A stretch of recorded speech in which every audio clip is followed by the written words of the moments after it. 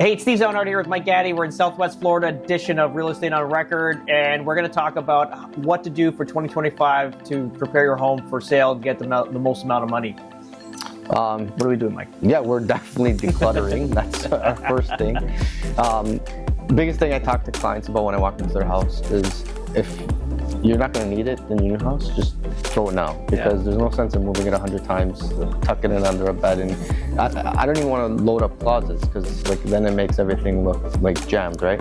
Obviously we put some stuff in the garage, but if you don't need it, just get rid of it, be done with it, and then you have to bring it with you to the new place. So obviously declutter is the biggest thing. And then sometimes making rooms, like when we walk into houses, it's not always as like functional. Like you'll see sometimes like a lot of stagers don't even use like TVs in living rooms, because like it's just more like making it presentable for that time. And our goal is to make it nice and doesn't always have to be functional, like the sitting area for a TV. So yeah, I would say let's make it as functional and take out the stuff basically that we don't need in there. And obviously curb appeal is a big thing. Obviously if we had taken photos for a lot of pictures prior to prior to the snow coming, which came today for the first time, definitely helped, which we had a few people that we have listings coming out in the next couple months that we did that for, which was fantastic. We have a couple other ones that unfortunately we're gonna get stuck with snow, but it is what it is with the time. And I guess that's our start, is the clutter for sure, and making sure everything's clean. I don't want to walk through houses. The worst thing is when you walk through houses, there's like crumbs on the ground. Like it just turns crumbs. Yeah, crumbs. Like they stick to your socks, right? Like it just turns people off. I think also pets, like prepare with pets. If you like, I'm a dog owner. If you like, make sure like the dog bowl and all that stuff is not around for showings. Like just be mindful with that. I mean, mind you're going to be in the winter now, so it's kind of tough. Like, what do you prepare the exterior home? It's not much. One thing I have been trying to recommend to clients more and more is we got to keep our lights on. I know we don't want to pay the bills and all that, but it's like as an agent bringing clients through the house, like I've probably never been in that house before.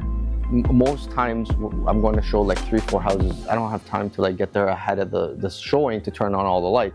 So especially getting into these winter months with the sun being down at 4:30, 5 o'clock is very dark. So our first impression is like our biggest impression. So let's have those lights on outside. Let's have those lights on throughout the house.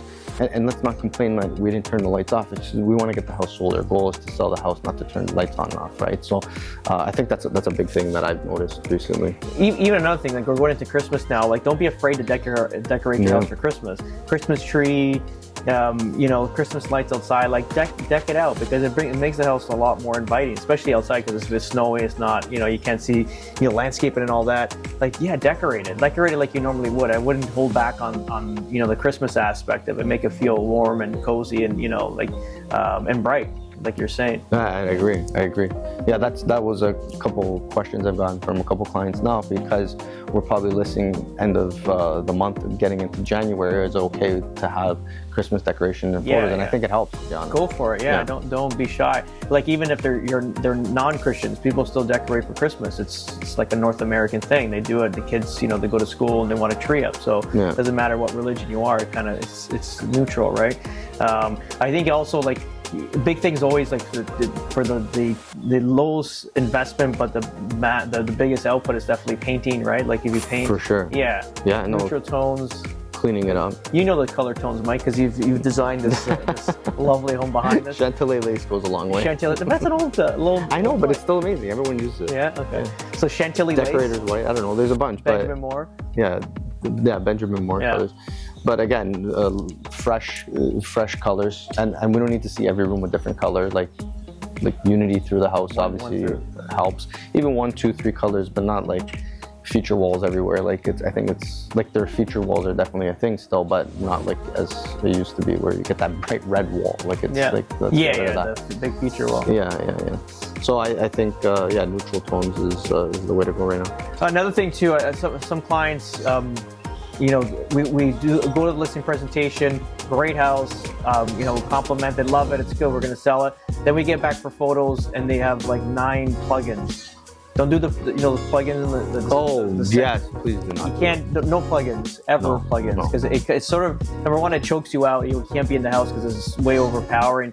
And then at the same time, it feels like you're hiding something, so it doesn't give the right impression. It's better to have that just a natural, like, right off, open up the windows, getting some like oxygen in the house rather than that. Yeah. Yeah, especially if you're going on vacation.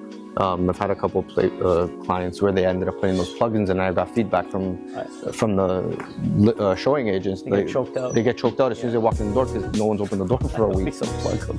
It's the worst. Yeah. It's the worst. I'll message you. Yeah, because then it's like you're masking something. So more is less, right?